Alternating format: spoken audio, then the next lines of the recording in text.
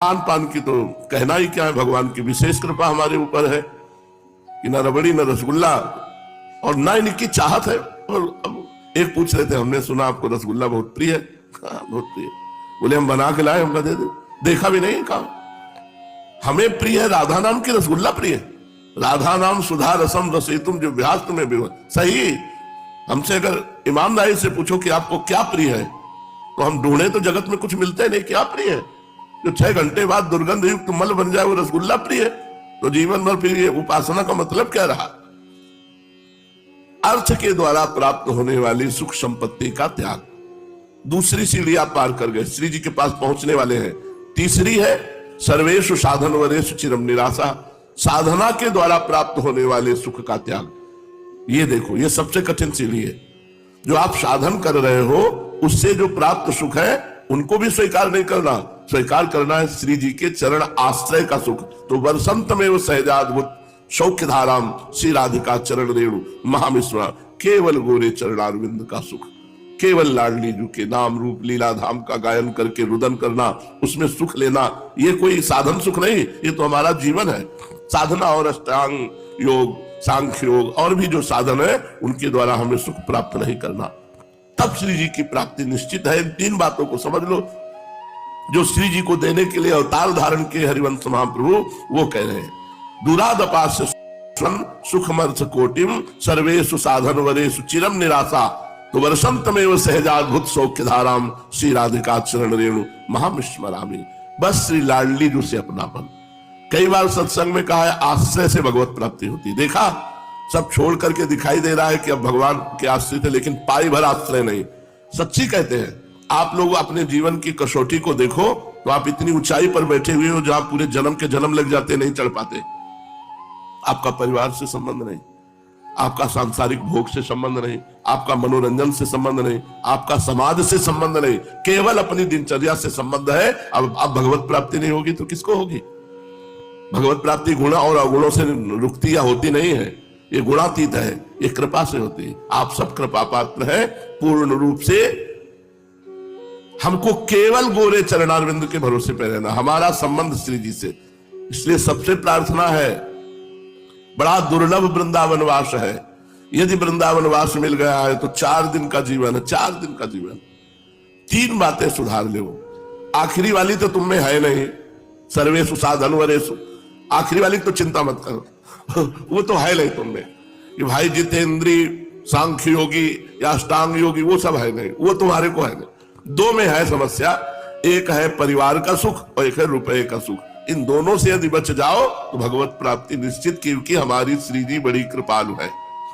शरणागत अभय विदद पति, बड़ा आनंद का विषय है। केवल श्री जी के भरोसे पड़े रहना, इसी से भगवत प्राप्ति हो जाएगी। लेकिन श्री जी का भरोसा का है। इसलिए हम ये चर्चा कर रहे हैं कि कोई बूढ़ा है, कोई बीमार है, कोई अकेले रह रहा है, चिंता मत करो, तुम्हारे ऊपर श्री जी की दृष्टि है। किसी का भरोसा मत लेना। अगर कोई भरोसे में आवे कि हम तुम्हारे अमुक लगते हैं, चलो घर में वहां अमृत तो पिला देंगे, तो कहते तुम पी के अमर हो जाओ, हम तो मरने आए हैं वृंदावन, हम वृंदावन नहीं छोड़ेंगे। कैसी भी परिस्थिति हो तो जीव निश्चित श्री जी के चरणों का दर्शन पा जाएगा। श्री जी बहुत कृपालु है, बहुत करुणामयी है। बस केवल एक चीज मानती है, अपनापन। हम लोगों ने अपनापन अपने शरीर को, शरीर संबंधियों को दे रखा है। यही अपनापन श्री जी को देना है बस, और कोई साधना हमारी नहीं। हम लोग आके कीर्तन करके, कथा वार्ता सुन करके एक बात हमें करनी कि हमारे माई श्यामा जी को राज, श्री जी के सिवा हमारा कोई नहीं। ये हृदय में आ जाए बस। हृदय में श्री जी के सिवा कोई नहीं होना चाहिए। बाहर बाजार लगी रहे तो कोई फर्क नहीं पड़ेगा। चलते हैं महाप्रभु चैतन्य देव के पावन चरित्र का श्रवण करके अपने हृदय को प्रेम में बनाते हैं। महाप्रभु नृत्य करते हुए श्रीवास के घर में बड़ी जोर से बोले कि एक हमारे बड़े भ्राता अवधूत पधार रहे हैं, जाओ उनकी खोज करो। महाप्रभु जिनकी खोज के लिए कह रहे हो नित्यानंद महाप्रभु है। पीछे आपको ध्यान होगा, अभी परसों ही तो चरित्र में हुआ। नित्यानंद महाप्रभु के पिता से एक सन्यासी ने 13 वर्ष की अवस्था में दक्षिणा के रूप में मांगा। बड़ी महिमा है ऐसे महापुरुषों की जो अपने लाडले पुत्रों को भगवत मार्ग में दे देते हैं।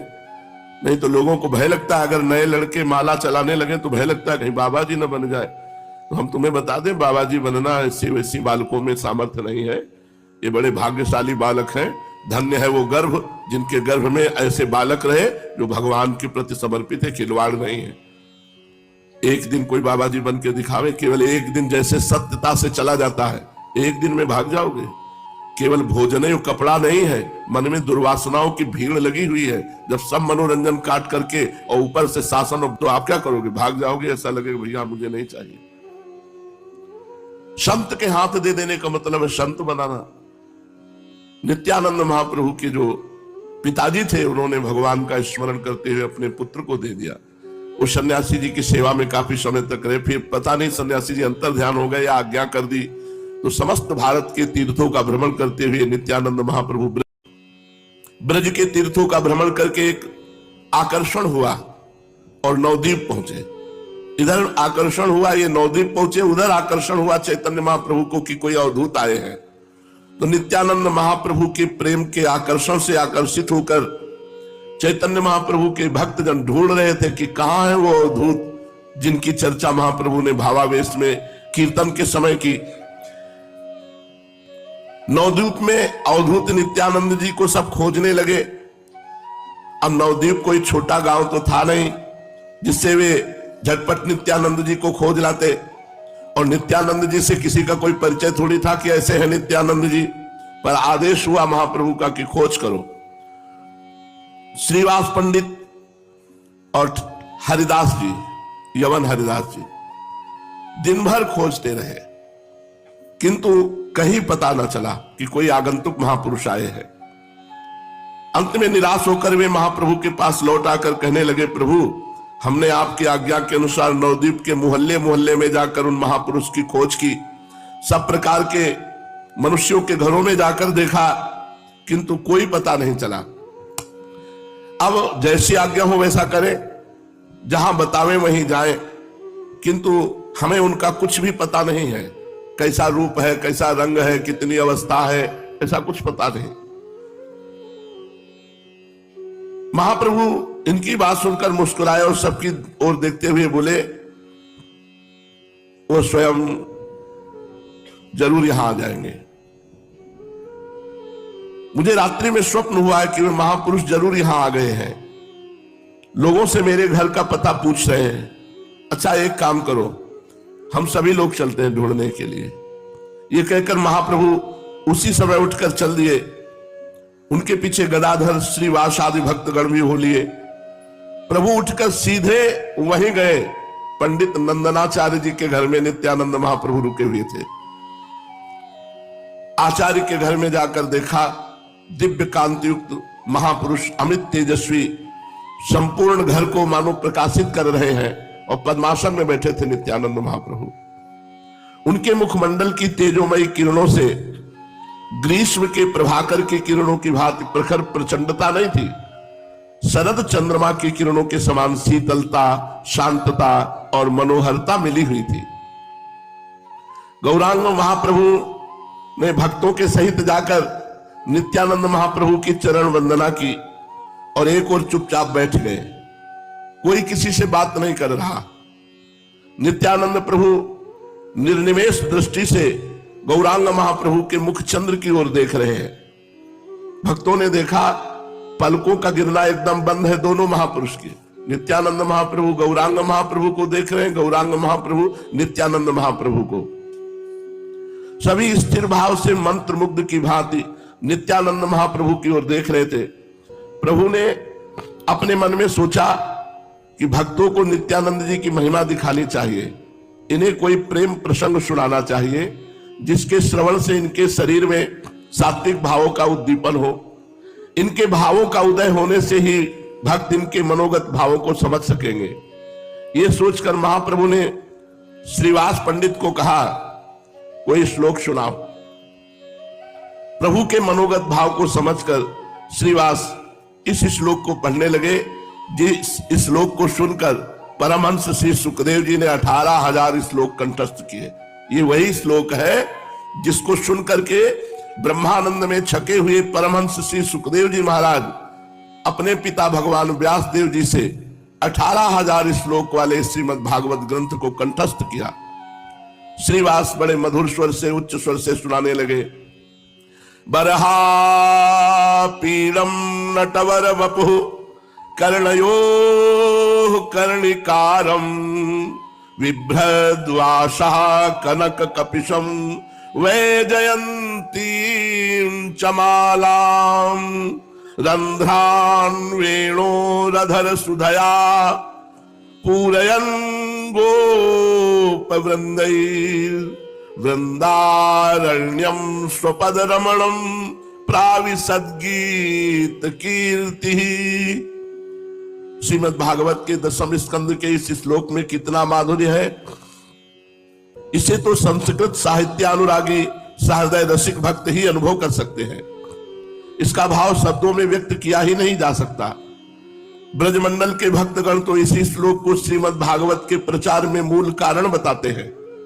बात यह थी कि भगवान सुखदेव जी तो बाल्याकाल से ही विरक्त थे। वे अपने पिता भगवान व्यासदेव जी के पास ना आकर घोर जंगल में अवधूत वेश में विचरण करते थे। व्यास भगवान ने उसी समय श्रीमद् भागवत की रचना की थी। उनकी इच्छा थी कि श्री सुखदेव जी इस श्रीमद् भागवत का श्रवण करके दूसरों को सुनाएं, किंतु जितनी देर गौ दुही जा सकती है उतनी देर से अधिक कहीं श्री सुखदेव जी रुकते नहीं थे। 18,000 श्लोक वाली श्रीमद् भागवत को किस प्रकार पढ़ सकते। इसलिए व्यासदेव जी को जो मन में भाव था कि सुखदेव जी श्रीमद् भागवत पढ़े, वो मन में ही दबी रही। व्यासदेव जी के शिष्य घोर जंगल में समिधा कुश तथा फल फूल लेने जाया करते थे। एक दिन उन्हें इस बीहड़ वन में एक सिंह मिला। सिंह को देखकर वे लोग डर गए और आकर भगवान व्यासदेव जी से कहने लगे, गुरुदेव अब हम घोर जंगल में नहीं जाया करेंगे। आज हमें सिंह मिला था, उसे देखकर हम सब के सब भयभीत हो गए। शिष्यों के मुख से ऐसी बात सुनकर भगवान व्यासदेव जी कुछ मुस्कुराए और थोड़ी देर सोचकर बोले, व्याघ्र से तुम लोगों को भय किस बात का है? चलो हम तुम्हें एक ऐसा मंत्र बता देंगे कि उसके गायन के प्रभाव से कोई भी हिंसक जंतु तुम्हारे पास नहीं फटक सकेगा। शिष्यों ने गुरुदेव के वाक्य पर विश्वास किया और दूसरे दिन स्नान संध्या से निवृत्त होकर हाथ जोड़े हुए वे गुरुदेव के समीप गए और हिंसक जंतु निवारक मंत्र की जिज्ञासा की कि आपने कहा था जंगल में समिधा फल पुष्प लेने जाएंगे तो हम एक मंत्र बता देंगे, उसका उच्चारण करेंगे तो कोई भी हिंसक जंतु तुम पर आक्रमण नहीं करेगा। हाथ जोड़े हुए वे खड़े थे तो भगवान व्यासदेव जी ने इसी श्लोक को कहा, बरहा पीडम नटवर बपुः कर्णयो कर्णिकारम। ये श्लोक सिखा दिया। शिष्यों ने श्रद्धा भक्ति के सहित इसे कंठस्थ कर लिया और सभी मिलकर जब जंगल में गए तो एक स्वर में बरहा पीडम नटवर बपुः कर्णयो कर्णिकारम बिभ्रद्वासा कनक कपिशम वैजयंतीं चमालां रंध्रान् वेणोरधर सुधया पूरयन् गोपवृन्दैर् वृंदारण्यम स्वपद रमणम प्राविशद् गीत कीर्ति। ये श्लोक गान किया। जब मधुर स्वर में निर्जल जंगल में ऐसे जोर से कई ऋषि मिलकर के गान किए जो भगवान व्यासदेव जी थे, तो अवधूत शिरोमणि श्री सुखदेव जी के कान में ये श्लोक पड़ा। मुग्ध हो गए इस श्लोक का अर्थ समझकर और शिष्यों से जाके पूछा, तुम लोग ये श्लोक कहां से सीखा? शिष्यों ने नम्रता पूर्वक उत्तर दिया, हमारे गुरुदेव भगवान श्री कृष्ण द्वैपायन व्यासदेव जी ने इस मंत्र का उपदेश दिया है। इसके प्रभाव से हिंसक जंतु पास नहीं आ सकता। भगवान श्री सुखदेव जी इस श्लोक के भीतर जो छिपा हुआ अनंत और अमर बनाने वाला रस भरा हुआ था, उसे पान करके वे पागल से हो रहे थे। वे अपने अवधूतपन के सभी आचरणों को भुलाकर दौड़े दौड़े भगवान व्यासदेव जी के समीप गए और उस श्लोक की पढ़ाने की प्रार्थना की। अपने विरक्त परमहंस पुत्र को इस भांति प्रेम में पागल देखकर भगवान व्यासदेव जी की प्रसन्नता का ठिकाना न रहा। वे श्री सुखदेव जी को एकांत में ले गए, धीरे से कहने लगे, बेटा मैंने इसी प्रकार 18,000 श्लोकों की परमहंस संहिता बनाई है, तुम उसका अध्ययन करो। इन्होंने आग्रह करते हुए कहा, नहीं पिताजी, हमें तो बस यही श्लोक बता दीजिए। भगवान व्यासदेव जी ने इन्हें वही श्लोक पढ़ा दिया और इन्होंने उसी समय उसे कंठस्थ कर लिया। अब तो ये घूमते हुए उसी श्लोक को सदा गायन करने लगे। श्री कृष्ण प्रेम तो ऐसा अनोखा नशा है कि इसका जिसे तनिक भी चस्का लग गया वो कभी त्याग नहीं सकता। मनुष्य यदि छोड़ना भी चाहे तो भगवान का प्रेम उसे छोड़ने नहीं देता। श्री सुखदेव जी को श्री कृष्ण रसासव, श्री कृष्ण मधुमय मनोज्ञ मदिरा का चस्का लग गया। फिर वे अपने अवधूत पने के आग्रह को छोड़कर श्री व्यास जी के समीप जाकर श्रीमद् भागवत के पठन में संलग्न हो गए और सांगोपांग 18,000 श्लोक कंठस्थ किए। तभी भगवान व्यास देव जी कहते हैं, आत्मा रामश्च मुनयो निर्ग्रंथा अपिरुक्रमे कुर्वन्त हेतु किम भक्ति मिथ्यम भूत गुणो हरि। भगवान के गुणों में यही तो एक बड़ी भारी विशेषता है कि जिनकी हृदय ग्रंथि खुल गई है, जिनके सर्व संशयों का जड़मूल से छेदन हो गया है, जिनके संपूर्ण कर्म नष्ट हो चुके हैं, ऐसे आत्माराम मुनि भी भगवान के गुणों में अहेतु की भक्ति करते हैं। क्यों ना हो, वे तो रसराज है ना। प्रेम सिंधु में डूबे हुए को किसी ने आज तक उछलते देखा नहीं। जिस श्लोक का इतना भारी महत्व है उसका भाव भी सुन लीजिए। गौवें चराने प्रभु जा रहे हैं, बरहा पीडम नटवर बपु कर्णयो कर्णिकारम। गोपाल वृंदावन की ओर जा रहे हैं, साथ में ग्वाल बाल है। आज उन्हें न जाने क्या सूझी है कि कमनीय कीर्ति कन्हैया की निरंतर कीर्ति का बखान करते हुए सखा जा रहे हैं। सभी अपने कोमल कंठों से श्री कृष्ण का यशोगान कर रहे हैं। इधर ये अपनी मुरली की तान में मस्त हैं। संपूर्ण शरीर की गठन एक सुंदर नट के समान बड़ी ही मनोहर है। नटवर बपो बरहा पीडम, सिर पर मोर मुकुट और नटवर बपो, कानों में बड़े बड़े कनेर के पुष्प लगे हैं। कनक के समान, बिजली के समान, स्वर्ण के समान जिसकी कांति, ऐसा पीतांबर धारण किए हैं।